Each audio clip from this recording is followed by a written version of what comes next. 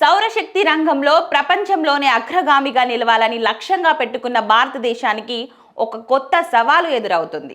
గత 3 దశాబ్దాలుగా దేశవ్యాప్తంగా సూర్యరశ్మి భూమిని తాకే సమయం క్రమంగా తగ్గుతున్నట్లు భారత శాస్త్రవేత్తల తాజా అధ్యయనంలో వెల్లడైంది.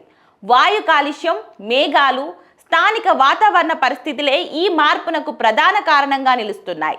ఈ పరిణామం దేశ సౌరశక్తి లక్ష్యంతో పాటు వ్యవసాయ రంగం పైన తీవ్ర ప్రభావం చూపే ప్రమాదం ఉందని నిపుణులు ఆందోళన వ్యక్తం చేస్తున్నారు. 6 భారతీయ శాస్త్రవేత్తలు కలిసి నిర్వహించిన ఈ అధ్యయన వివరాలు ప్రఖ్యాత సైంటిఫిక్ రిపోర్ట్స్ జర్నల్లో ప్రచురితమయ్యాయి.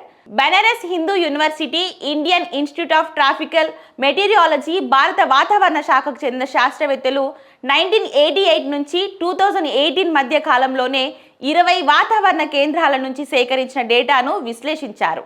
ఈశాన్య రాష్ట్రాలలో స్వల్ప మినహాయింపులు ఉన్నప్పటికీ దేశంలోని దాదాపు అన్ని ప్రాంతాలలో ఏటా సూర్యరశ్మి గంటలు తగ్గుతున్నట్లు ఈ పరిశోధనలో తేలింది. ముఖ్యంగా ఉత్తర భారతదేశంలోని అమృత్సర్, కోల్కతా వంటి నగరాలతో పాటు హిమాలయ ప్రాంతాలు, ముంబై వంటి పశ్చిమ తీర ప్రాంతాలలో ఈ తగ్గుదల అత్యధికంగా ఉన్నట్లు గుర్తించారు. గాలిలో తేలి ఆడే అతి సూక్ష్మ ధూళి కణాలు ఈ సమస్యలకు మూల కారణంగా ఉన్నాయి. పరిశ్రమలు, వాహనాల నుంచి వెలువడే పొగ, పంట వ్యర్థాలను కాల్చడం వల్ల వాతావరణంలోకి చేరే ఈ కణాలు సూర్యరశ్మిని నేరుగా భూమిపైకి చేరకుండా అడ్డుకుంటున్నాయి. ఈ ఏరోసోల్స్ వల్ల మేఘాలు ఎక్కువసేపు వర్షించకుండా నిలిచిపోతున్నాయి. ఫలితంగా అవి సూర్యరశ్మిని మరింతగా అడ్డుకుంటున్నాయి. ఈ విషయాన్ని అధ్యయన బృందంలోని బెనారస్ హిందూ యూనివర్సిటీ ప్రొఫెసర్ మనోజ్ కుమార్ శ్రీవాస్తవ తెలిపారు. ఈ పరిస్థితి దేశ సౌర విద్యుత్ ఉత్పత్తిపై తీవ్ర ప్రభావం చూపుతుంది. ఐఐటి కాన్పూర్ శాస్త్రవేత్త సచ్చిదానంద్ త్రిపాఠి అభిప్రాయం ప్రకారం వాయు కాలుష్యం కారణంగా సోలార్ ప్యానెళ్ల సామర్థ్యం ఇప్పటికే గరిష్టంగా 41% వరకు తగ్గుతుంది.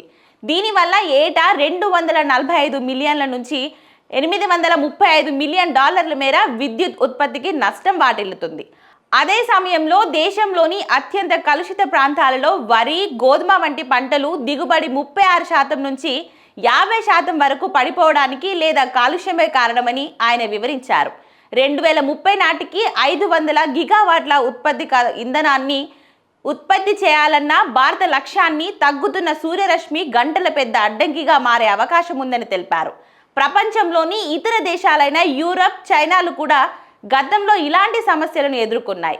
అయితే కఠినమైన కాలుష్య నియంత్రణ చట్టాల ద్వారా యూరోప్ ఈ సమస్యను అధిగమించి మళ్ళీ సూర్యరశ్మిని పొందగలిగింది.